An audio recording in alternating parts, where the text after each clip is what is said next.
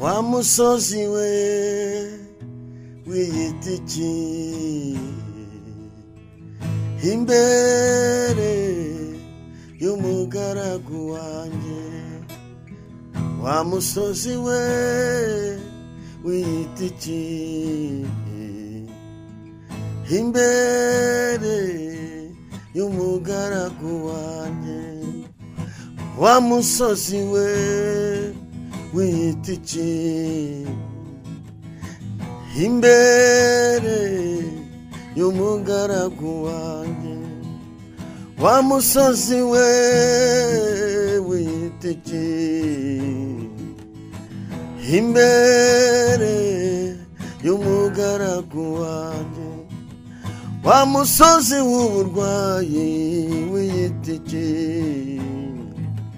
imbere y'umugaragu wanjye, umusozi w'amadene w'igiti imbere y'umugaragu wanjye, wa musozi w'ubukene w'igiti imbere y'umugaragu wanjye, wa musozi w'ubugumba w'igiti imbere y'umugaragu wanjye, wa musozi w'ibibazo w'igiti imbere y'umugaragu wanjye, umusozi w'intambara w'igiti imbere y'umugaragu wanjye, uzahinduka ikibaya umwana w'Imana atambuke, uzahinduka ikibaya yoyo umwana w'Imana atambuke, uzahinduka ikibaya umwana w'Imana atambuke, uzavaho wa musozi we, wa musozi uzavaho, uzahinduka ikibaya umwana w'Imana atambuke, uzavaho yewe uzavaho wa musozi we, uzavaho uzahinduka ikibaya rirasharaho umwana w'Imana atambuke, uzahinduka ikibaya umwana w'Imana atambuke, uzavaho yewe wa musozi w'ubukene, uzavaho wa musozi w'uburwayi, uzahinduka ikibaya umwana w'Imana atambuke, uzavaho wa musozi w'ibigeragezo, uzavaho Yesu azagukuraho yoyo, uzahinduka ikibaya rirashakara umwana w'Imana atambuke, uzahinduka ikibaya umwana w'Imana atambuke, uzahinduka ikibaya umwana w'Imana atambuke, uzahinduka ikibaya umwana w'Imana atambuke, nongeye kubaha ikaze mwese nshuti mudukurikiye hano kuri gusengerwa, abana nakurikiye YouTube yacu gusengerwa mwese, ndavuze ngo umugisha w'Imana ubabeho. Hano turi ni muri Nice Studio mwese, kandi tubaha ikaze mwese abantu mukunda gukoresha indirimbo ndetse n'abantu mukora amakwe ndetse n'abantu mukora live recording, mwese tubaha ikaze mwese ngo mujye muza tutaramira Imana, dukorere Imana, turirimbira Imana. Ndimo nabanga umusozi uzavaho. Ikiganiro n'inzira mu kiranutsi, ntabwo twagiye kure, niho tukiri. Ndagira ngo mbabwire ngo umusozi ufite Imana iri tayari kugukuraho. Nubwo abona ko utakuvaho, Imana iri tayari kuvanaho umusozi ukuriho wose. Umenye ko Imana iza gukuraho. Nta musozi n'umwe Uwiteka atakubika, nta musozi n'umwe Uwiteka atavana ku muntu, ndetse n'uw'abantu bizeye ko utakuvaho uzajya kubona ubone umwami Yesu agukuyeho. Kuko umwami Yesu ni umunyembaraga, Kristo ashoboye byose, afite byose mu kiganza, nta na kimwe adafite. Rero umenye ko neza umusozi wose uzavaho. Iyi ndirimbo ndangije yavuze ngo wa musozi we wiyita iki? Birashoboka ko nkurikiye wicaranye umusozi w'ibigeragezo, umusozi w'uburwayi, umusozi w'amagambo, umusozi w'urushako rubi, umusozi w'ibitutsi, umusozi w'inyuro, umusozi wo kubura urubyaro, umusozi w'amadeni ntawe ni woroha.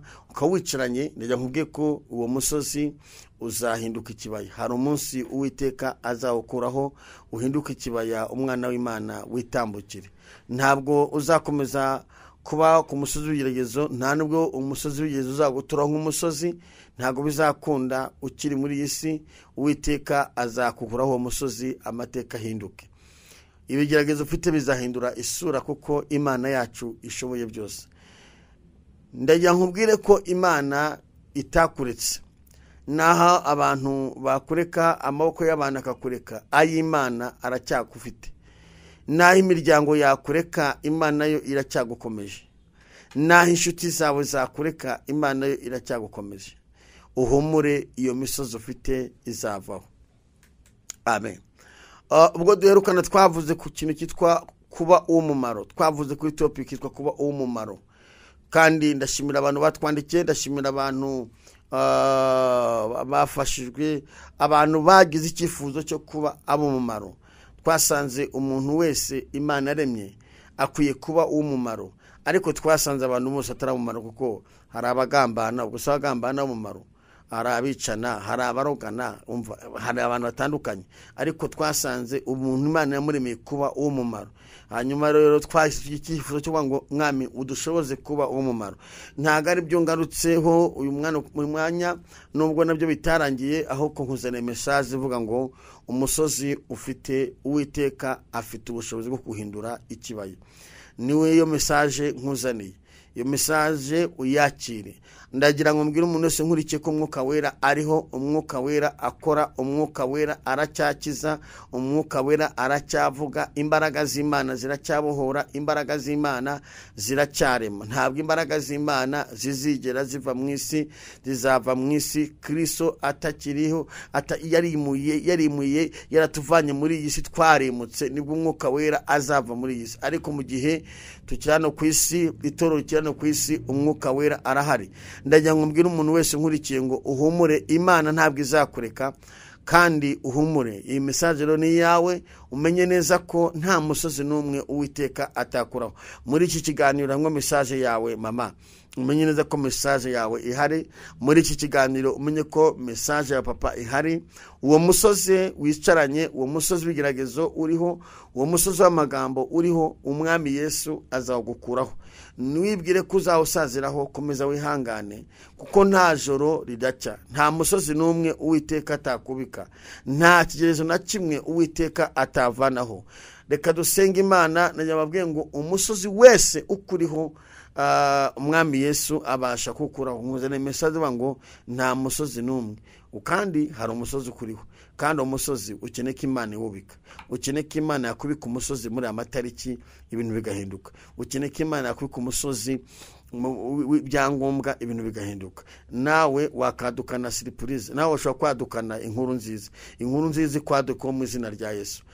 Bese abantu hari ukuntu bakuzi ku nkuru mbi, bakuzi mu bibazo gusa, ariko ndakwatura ubuhanuzi, inkuru nziza ikwadukeho.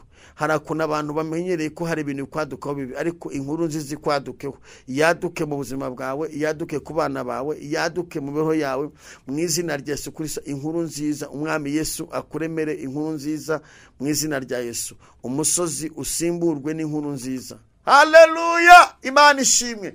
Umusozi ukuriho usimburwe n'inkuru nziza. Data, mu izina rya Yesu Kristo, turagushimiye imbaraga zawe zikomeye, turagushimiye umugambi mwiza, turagushimiye ko nta jambo ujya uvuga ngo rihere, turagushimiye kuri Imana iri kumwe natwe kandi utatureka, turagushimiye kuri Imana idufiteho umugambi mwiza. Turasengeye umubyeyi udukurikiye, turasengeye umugabo udukurikiye, turasengeye umusore udukurikiye, turasengeye umugabo udukurikiye, umuntu wese udukurikiye uri kure ndetse n'ari hafi, buri muntu wese ahure n'ikiganza cyawe, ahure n'ineza yawe, ahure n'imbaraga zawe, ahure n'umugisha ukomeye, ahure n'amateka yawe.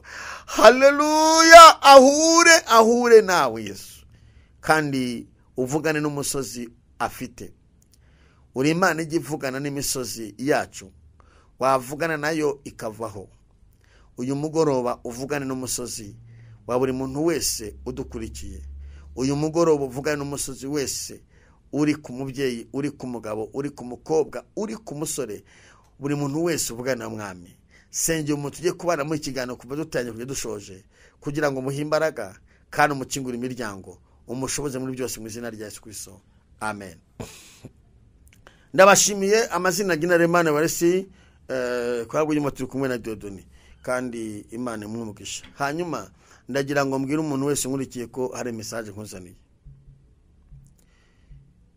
Iyi message iravugana n'ikibazo ufite abantu bataruzi. Iyi message iravugana n'ikibazo ufite umuryango wawe utaruzi, umugabo wataruzi, umudamu wataruzi, abana bataruzi. Icyo kibazo nicyo cyahindutse umusozi mu buzima bwawe. Uri gushaka ahantu wahungira icyo kibazo ukabona ntaho. Uri gukata mu nguni ugakata mu yindi ukabona ntibiri gukunda. Uri kwiyambaza abantu abahamagara bakabaguza nomero compose, ituma bavuga ko izo nomero zitariho. Uri kubireba ukabona mbese ugiye kunyagirwa. Imana ikugamisha. Imana ikora igitangaza ikugamisha. Imana igira ikikora muri iki kiganiro ikugamisha, ikurinde amarira. Uri kureba ukabona hari ibintu bikubiciriye, ukabona ko habuze gato wanaseba. Ariko humura, Imana ifite ubushobozi. Kristo afite imbaraga zo kubohora. Umwami Yesu afite imbaraga zo gukiza. Umwami Yesu afite imbaraga zo guhindura amateka muri byose. Umwami Yesu afite imbaraga zo kurema ibitariho bikabaho. Kristo afite imbaraga zo gukuraho imivumo ikava ku muntu. Ibidashobokera abana abantu ku Mana birashoboka. Yewe urankurikiye urababaye. Yewe urankurikiye ufite agahinda. Yewe urankurikiye urabona ubuzima ari hatari. Yewe urankurikiye urabona wirambiwe. Yewe urabona ndetse urupfu ruze rwakujyana. Urankurikiye ugeze mu rwego ushaka kugenda ukayoba kubera ibibazo. Uzana message ivuga ngo nta musozi w'iteka atakuraho. Umwami Yesu aje kuvugana n'ikibazo ufite abantu batazi kufite. Umwami Yesu, Imana Data n'Umwana n'Umwuka Wera babigizemo uruhare ukabugihumeka. Guhera muri uku kwezi baje kuvugana n'ikibazo ufite abantu batazi kufite. Ufite ibibazo, ufite uburwayi, ufite intambara, ufite amadene byagucanze, ufite umubabaro, wabuze umuntu kuvugira. Mu ijuru hari Imana igivugira umuntu. Ndashimira Imana ko itemeye ko idusiga twenyine, yaduhaye umwana ikaduha n'Umwuka Wera. Ndashimira Imana yemeye gutanga umwana wayo ikaduha n'umwuka wera. Umwuka wera atumenyera ibyo abatante batamenya. Umwuka wera atumenyera ibyo imiryango itamenya. Umwuka wera atumenyera ibyo abavandimwe batamenya. Umwuka wera ajya acukumbura. Umwuka wera nagere mu nguni z'umutima, haleluya, amenye neza ahantu uri kuribwa. Umwuka wera nagere mu nguni z'umutima, amenya ahantu satani yabitse agahinda, akavanemo, ahasimbuza amakuru meza mu izina rya Yesu. Umwuka wera niwe usaka, akamenya neza ibibazo umuntu afite, akamenya neza ingorane umuntu afite. Iyi si iri ibibazo bitandukanye, ariko hari ibibazo umuntu atabasha kwikuramo, hari ibibazo amafaranga atakuvanamo, hari ibibazo abavandimwe atakuvanamo. Urindira ko Kristo aza kukubera umutabazi. Hari ibibazo bishaka kuza ku buzima bwawe, ubwo amafaranga ntabikoreho akananirwa. Hari ibibazo ushaka kuza umuryango gatera ntubikemure, Yesu akaba ariwe wohereza imbaraga ze. Haleluya. Umwami Yesu nagusure mu buzima bwawe. Abantu benshi hari icyo bahishwe umwuka wera. Ariko niyo nkubwire ngo umwuka wera nagusure avugane n'ubwo burwayi. Wari uzi ko umwuka wera yagusura agakoresha abaganga bakavumbura indwara yawe, indwara ukayikira? Wari uzi ko umwuka wera yagusura agakoresha Imana ni icecekesha amajwi y'abadayimoni akuriho. Imana icecekeshe akagambane kakuriho. Imana icecekeshe agahinda kakuriho. Imana icecekeshe uburwayi bukuriho. Imana icecekeshe amajwi yose ari kugusakuriza. Umwuka wera, iyo message ni yawe. Ndakumenyesha ko Uwiteka atakureka, ntabwo yakureka. Ntiwigire nabi, ntabwo yakureka. Uwiteka aragukunda. Uwiteka agufiteho umugambi wo kuzagukoresha iby'ubutwari. Ntiwigire nabi. Erega nkubwire, Uwiteka atanga ubwenge, Uwiteka atanga ubushobozi, Uwiteka atanga imbaraga, Uwiteka atanga amahoro mu mutima.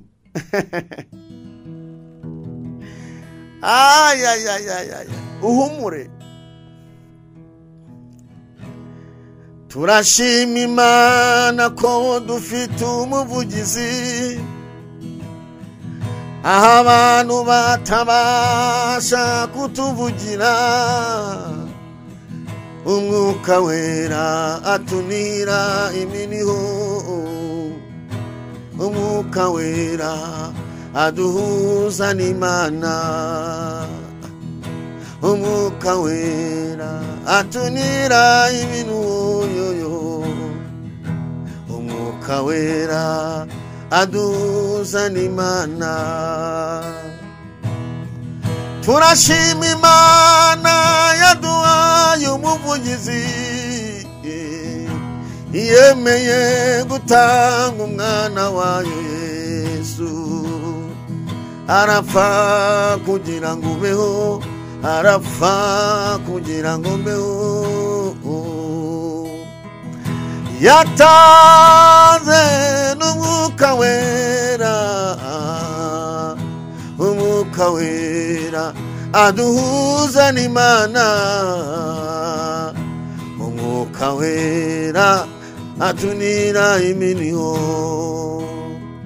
Turashima Imana itagibura kubigenza, iyo yaremye umuntu mu ishusho yayo.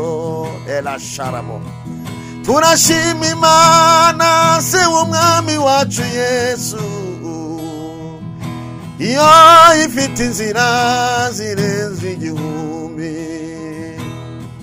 Turashima Imana yatanze umwuka wera,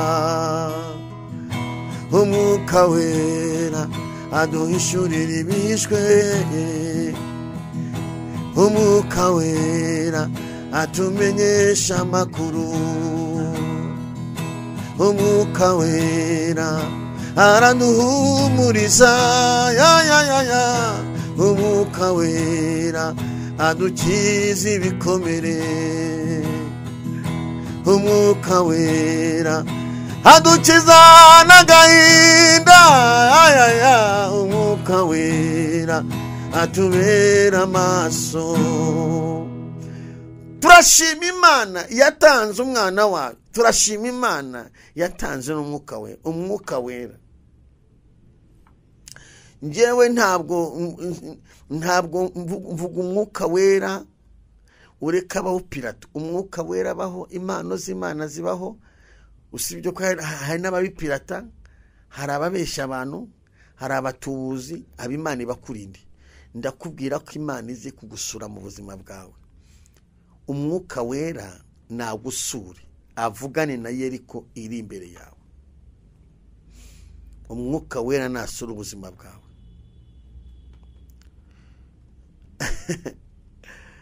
Hano wacu turi gushima Imana, turi mu gihe cyo gushima Imana ko Imana abanye natwe, yarinze igihugu cyacu, yarinze itorero, yarinze abanyarwanda, yakujije impfubyi, yarinze. Iyo hataba umwuka wera ntabwo byari gukunda. Umwuka wera akora ibikomeye. Umwuka wera akora imirimo ikomeye.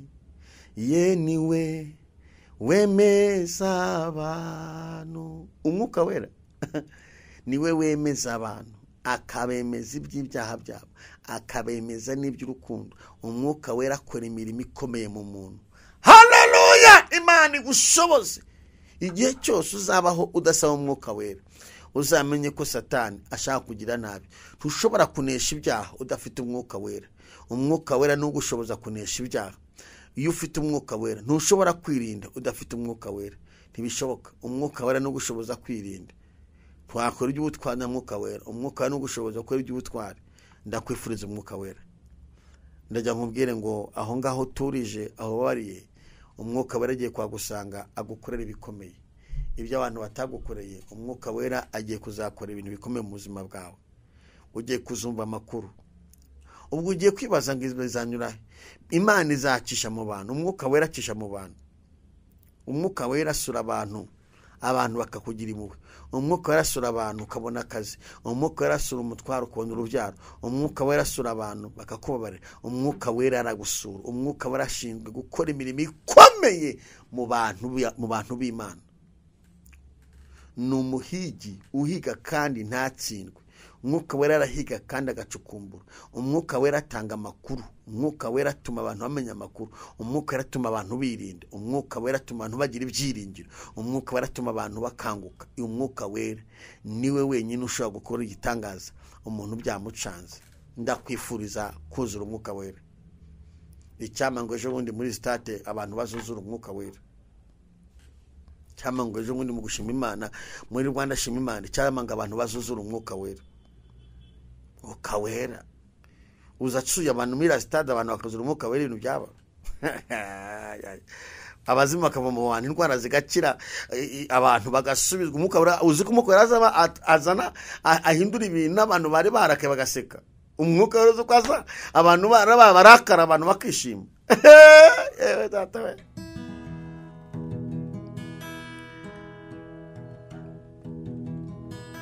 Gusenga kwanjye kukugereho,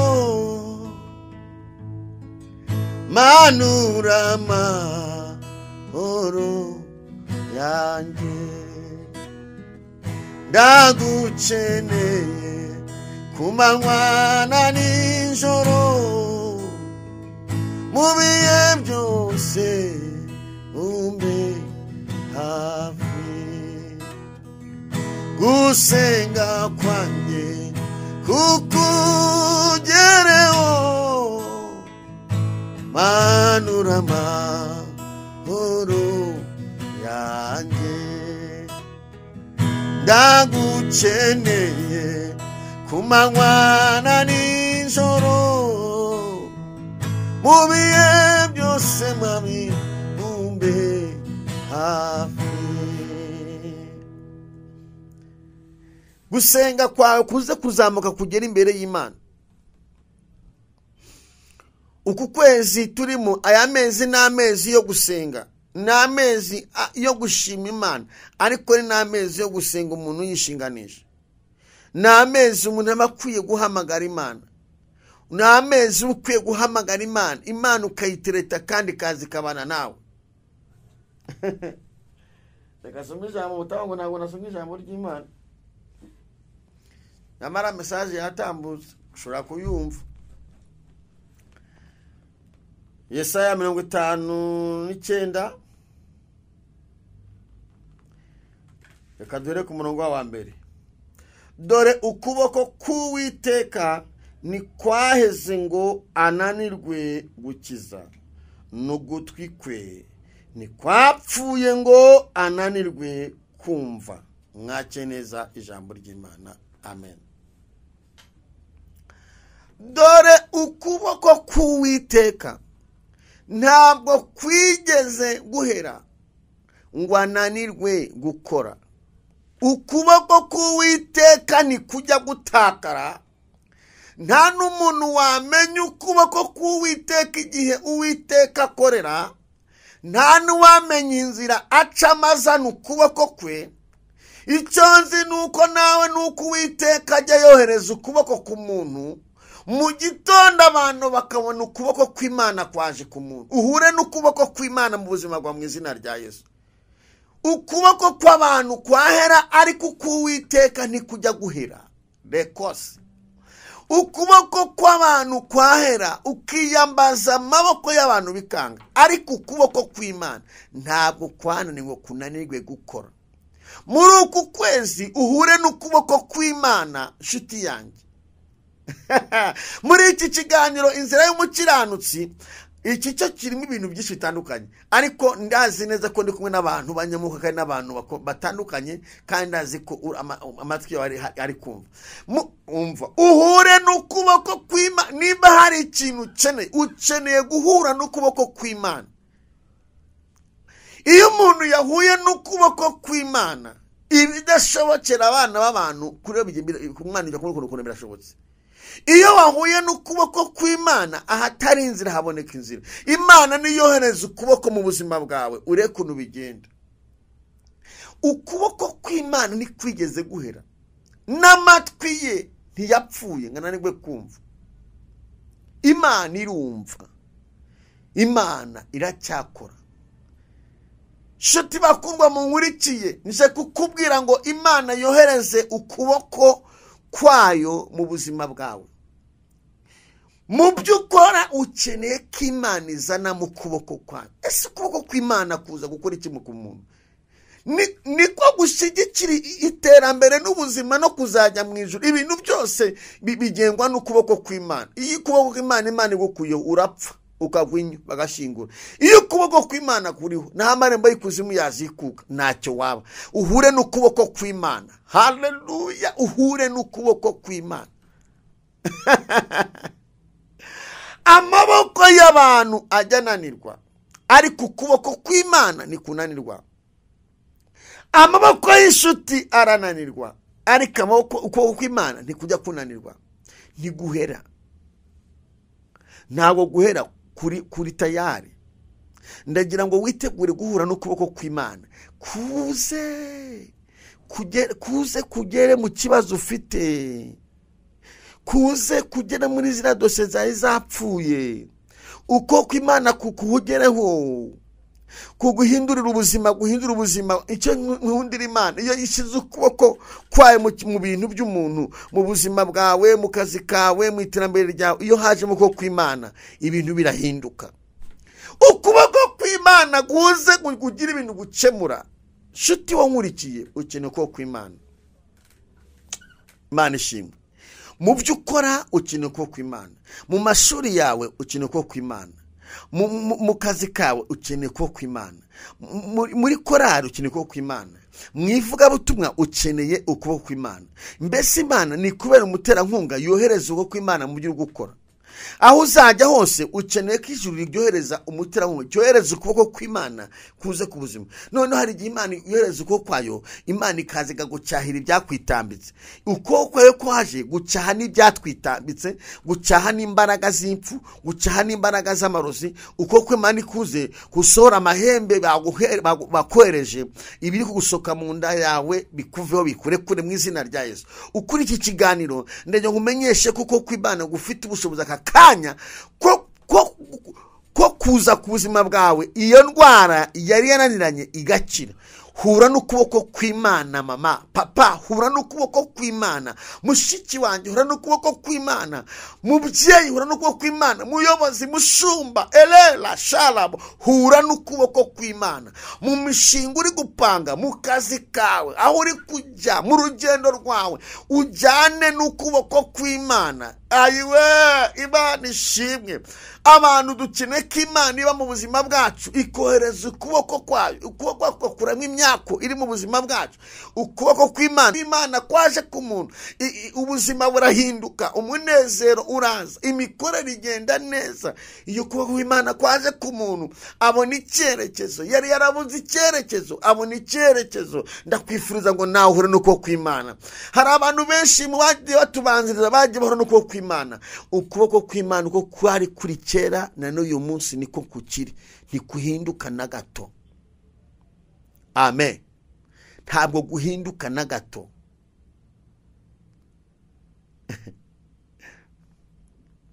Hari umuringi waririmbye ngo mu kiganza cyawe harimo byose umutima wanjye wifuza. Mu kuboko kw'Imana harimo byose. Ndagira ngo wizere, uzamure kwizera, wirebe imijugujugu Satani amaze imisa gutera. Aho ukonenya ngo wizere ubwire Imana ngo Mwami, ni hakuntu wakwohereza ukuboko muri ibintu byanjye biri gupfa, iyi mishinga yanjye ikongera ikazuka. Yesu ashinzwe kuzura ibitero bikabaho. Ukuboko kw'Imana ikuza, ibyari byarapfuye birazuka. Imana ishinzwe kuzura ubuzima bw'umuntu. Ukuboko kw'Imana, ntuzi ko Yesu yageze kwa Lazaro yapfuye kubera imbaraga zimurimo, hanyuma Lazaro agasubirana ubuzima. Reka nkubwire, hura n'ukuboko kw'Imana. Igitangaza cyose ukeneye ko Imana yohereza ikiganza. Uwiteka niyohereze ukuboko kwe mu buzima bwawe. Imana ishimwe. Kandi ukuboko kwe kwaje, ibidashobokera abana abantu ku Mana birashoboka.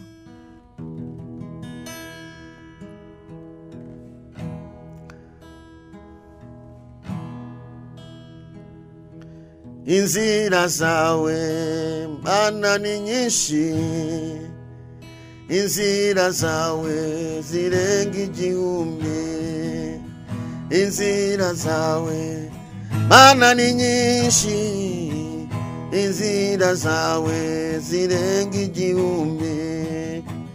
Inzira zawe izugiye kunyuramo, inzira zawe, inzira zawe Mana ni nyinshi, inzira zawe zirenga igihumbi. Inzira zawe izugiye kunyuramo, inzira zawe zirenga igihumbi. Inzira zawe Mana ni nyinshi, izugiye kunyuramo ababyeyi bakishima. Inzira zawe Mana ni nyinshi, izugiye kunyuramo abagabo bagashima. Inzira zawe zirenga igihumbi, inzira zawe zirenga igihumbi, inzira zawe zirenga igihumbi. Ndagira ngo dusenge Imana muri kano kanya. Uwo nkurikiye aho uherereye, wamaze kumva iyi message, nimba utarakizwa, ubwira Imana ngo Mwami, ukuboko kwawe nikunyeze kuntunganye, unkureho ibyaha byose byatuma ntabona umugisha wawe. Hanyuma numara gukizwa, uzashaka urusengero rukwegereye, ugende bakwigisha umubatizo, mutabatijwe bakwakire. Nimba kandi ukeneye kurerwa, ukaba ukeneye kudukurikirana mu masengesho ya buri munsi, ukeneye kumenya aho tubarizwa, mbarizwa kuri Sheri, niho mbarizwa uyu munsi. Niho wansanga, uhaje wambona, Imana igumugisha. Uhaje bagushikiriza abantu b'Imana, bakakwakira, ubuzima bugakomeza. Ndajya nkumenyeshe ko nimutarakizwa, mu gitangaza Imana yagukorera harimo n'agakiza. Ubimenye ntabwo igitangaza ari ibyo kurya gusa. Igitangaza harimo n'agakiza. Igitangaza Imana akorera harimo n'ubuzima. Uyu mwaka ukeneye kubona Imana, uhure n'Imana mu buzima bwawe. Ndagira ngo rero usengere. Imana ifite inzira zirenze kubitekereza wowe. Ufite ubwoba, ufite agahinda. Ndagira ngo uce bugufi, urebe ibyifuzo byawe. Ese koko ukeneye ukuboko kw'Imana mu buzima bwawe? Muri mariage uri gutegura ukeneye ukuboko kw'Imana? Ese mu byangombwa uri gushaka ukeneye ukuboko kw'Imana? Ese mu buri kwigisha ukeneye ukuboko kw'Imana? Ese mu kazi urimo ukeneye ukuboko kw'Imana? Ese mu mishinga uri gukora ukeneye ukuboko kw'Imana? Cyangwa urumva wowe ubwawe wihagije? Oya, nta muntu wigira. Imana itaguteye inkunga upfa nk'agasimba, ntumenya aho unyuze. Inkunga y'Imana ihagarara ibintu byose. Ese mu bana bari ku ishuri urumva bakeneye ukuboko kw'Imana? Reko ukeneye ko Imana igushyigikira. Nimba ukeneye ko Imana igushyigikira, uretse ibyubahiro byawe upfuka amahuri cyangwa se usenga ugende ubwire Imana ngo Mwami, ikiganza cyawe nikize mu mishinga yanjye, kuko imishinga yanjye ngewe ubwanjye ntabwo nayishobora. Imishinga yanjye nutayizamo Satani azayivanga.